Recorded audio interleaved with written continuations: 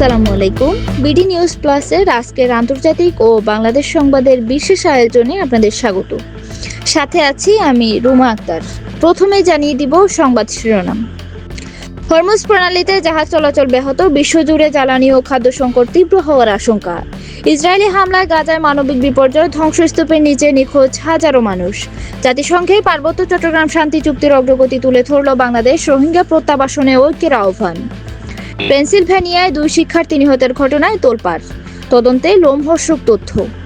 Flight বাতিল ও যাত্রী ভোগান্তি, 7 দিনে আরও 16টি ফ্লাইট বাতিল। দর্শক শুনছিলেন শিরোনাম, এবারে জানাবো বিস্তারিত।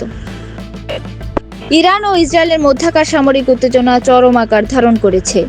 এর সরাসরি প্রভাব পড়েছে বিশ্ব বাণিজ্যে। হরমুজ প্রণালীতে নৌ চলাচল বন্ধ থাকায় জ্বালানি তেল ও নিত্যপণ্যের সরবরাহ চেইন ভেঙে পড়েছে। জাতিসংঘ সতর্ক করেছে, এই সংঘাত অব্যাহত থাকলে নতুন করে লাখ লাখ মানুষ দারিদ্র্যসীমার নিচে চলে যেতে পারে। ফিলিস্তিনের গাজায় ইসরায়েলি বাহিনীর আগ্রাসন চলছেই। সর্বশেষ তথ্য অনুযায়ী ইন্দোনেশিয়ান হাসপাতাল সংলগ্ন এলাকায় ব্যাপক বোমাবর্ষণ করা হয়েছে, যেখানে বহু মানুষ এখনও নিখোঁজ। রোহিঙ্গা সংকটের স্থানীয় সমাধানের লক্ষ্যে রোহিঙ্গাদের ঐক্যবদ্ধ হওয়ার আহ্বান জানানো হয়েছে। এই ইস্যুতে আন্তর্জাতিক সম্প্রদায়ের মনোযোগ আকর্ষণে বাংলাদেশ কাজ করে যাচ্ছে। যুক্তরাষ্ট্রের পেনসিলভেনিয়ায় 2 জন বাংলাদেশি শিক্ষার্থীকে নির্মমভাবে হত্যার ঘটনায় গভীর উদ্বেগ জানিয়েছে পররাষ্ট্র মন্ত্রণালয়। স্থানীয় পুলিশের তদন্তে লোমহর্ষক তথ্য বেরিয়ে আসছে।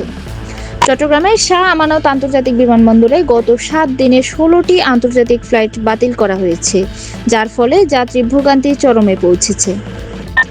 এই ছিল এখনকার মতো আমাদের আন্তর্জাতিক ও বাংলাদেশ সংবাদের বিশেষ আপডেট। বিশ্ব ও দেশের সবশেষ খবরের জন্য আমাদের সাথেই থাকুন। ধন্যবাদ সবাইকে।